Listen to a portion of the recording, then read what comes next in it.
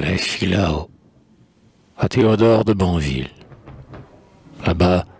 au flanc d'un mont couronné par la brume, entre deux noirs ravins roulant leurs frais échos, sous l'ondulation de l'air chaud qui s'allume, monte un bois toujours vert de sombres Filao. Pareil au bruit lointain de la mer sur les sables, là-bas, dressant d'un geste ses troncs rois des roues,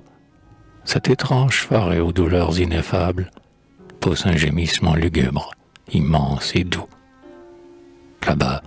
bien loin d'ici, dans l'épaisseur de l'ombre,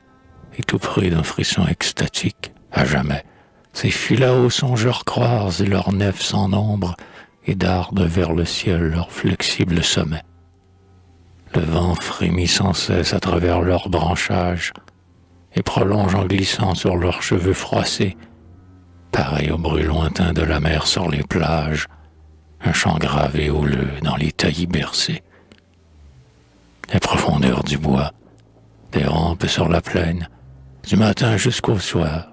sans relâche, on entend, sous la ramure frêle, une sonore haleine, qui naît, accourt, s'emplit, se déroule et s'étend, sourde ou retentissante, et d'arcade en arcade, va se perdre aux confins noyés de brouillard froid, comme le bruit lointain de la mer dans la rade, s'allonge sous les nuits pleines de longs effrois. Et derrière les fûts pointant leurs grêles branches, au rebord de la gorge où pendent les moufias, par place, on aperçoit,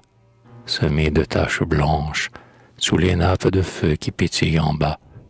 les champs jaunes et verts descendus au rivage, puis l'océan qui brille et monte vers le ciel.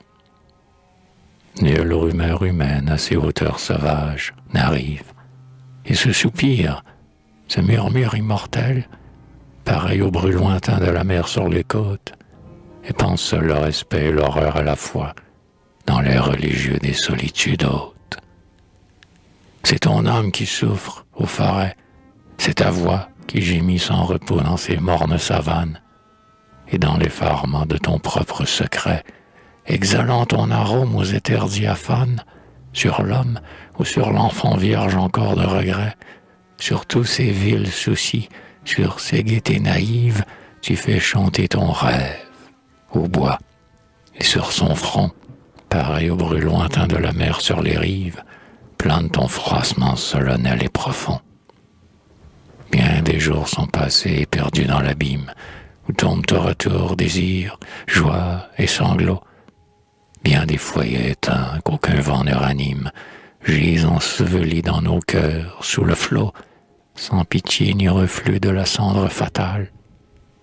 Depuis qu'au vol joyeux de mes espoirs j'errais, aux bois éoliens, sous ta voûte natale, seul, écoutant venir de tes obscurs retraits, pareil au bruit lointain de la mer sur les grèves, ta respiration onduleuse et sans fin. Dans le sévère ennui de nos vanités brèves, fatidiques chanteurs au douloureux destin, vous épanchiez sur moi votre austère pensée. Et tu versais en moi, fils craintif et pieux, ta grande âme, ô nature, éternelle offensée. Là-bas, bien loin d'ici, dans l'azur, près des cieux, vous bruissez toujours au revers des ravines, et par-delà les flots, du fond des jours brûlants, vous m'emplissez encore de vos plaintes divines, Filao chevelu, bercé de souffle lent. Et plus haut que les crêts des villes périssables, j'entends votre soupir immense et continu, pareil au bruit lointain de la mer sur les sables, qui passe sur ma tête et meurt dans l'inconnu.